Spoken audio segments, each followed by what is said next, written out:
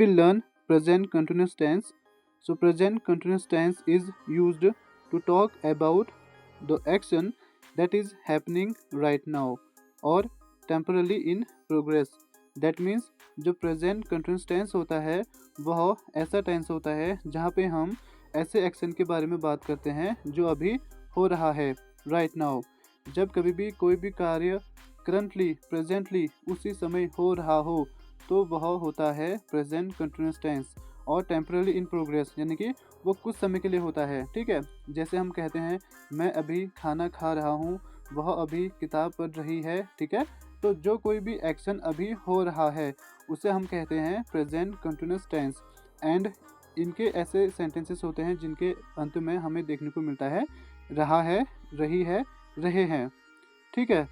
अब मैं आपको सबसे पहले बताता हूँ इनके स्ट्रक्चर, क्योंकि यदि हमें प्रेजेंट कंटिन्यूस टेंस के लिए कोई भी वाक्य बोलना है या लिखना है उसके लिए हमें स्ट्रक्चर बहुत ज़रूरी होता है। तो देखिए सबसे पहले हम समझेंगे structures. First of all we will learn about positive sentence structure. Okay, so सबसे पहले हम यूज़ करते हैं सब्जेक्ट, जैसे he, she, it, they, you, we, are, right. Then हम यूज़ करते हैं is, am, are, then verb की first form with ING, then object. And यहाँ पे मैं आपको एक चीज़ और बताता हूँ, जो इज है इसका यूज़ आप करेंगे सिंगुलर सब्जेक्ट के साथ, like she, he, it, okay. And am I के साथ यूज़ होता है, ठीक है। एंड यू के साथ आर यूज़ होगा, ओके। वी के साथ आर यूज़ होगा, दे के साथ भी आर यूज़ होगा, ठीक है। तो जब कभी भी आप इसका यूज़ करेंगे तो आप करेंगे ही, शी, इट के साथ, एम का यूज़ होगा आई के साथ, एंड देन आर का यूज़ होगा you, we, they. Is it clear?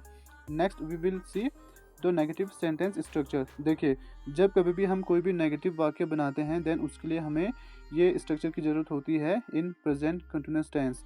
First of all subject, okay, then is, am, are, and then we add not, then we one I N G, okay, then object.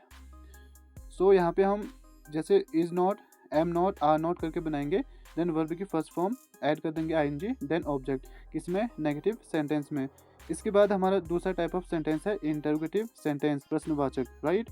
तो देखिए is, am, are पहले use करेंगे helping verb, then subject, then verb की first form with I N G, then object and add करेंगे question mark. Question mark is very inevitable, okay.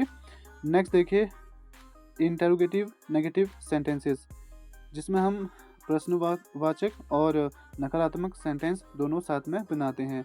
सबसे पहले is, am, are का use करते हैं, then subject, okay, then not, and after that we use V one with I N G, then object. तो interrogative negative sentence जब बनाएंगे सबसे पहले इज, एम, आर का यूज़ करेंगे, then subject, then not, then we one I N G, then object. आप इसको ऐसे भी कर सकते हैं, नॉट को यदि आप यहाँ पे ऐड नहीं करना चाहते हैं after subject, then you can add it with helping verb like isn't, you can say isn't, and you can say ain't, right। Am के साथ अगर नॉट यूज़ करते हैं तो वो ain't हो जाता है, राइट।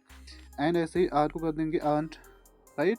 तो इस प्रकार से आप इसे भी यूज कर सकते हैं। सबसे पहले isn't यूज़ करेंगे, then ain't, then aren't, then subject आएगा, देन वर्ब की first form with ING, then object, then question mark, ठीक है। ये स्ट्रक्चर है इंटरोगेटिव नेगेटिव सेंटेंस के लिए।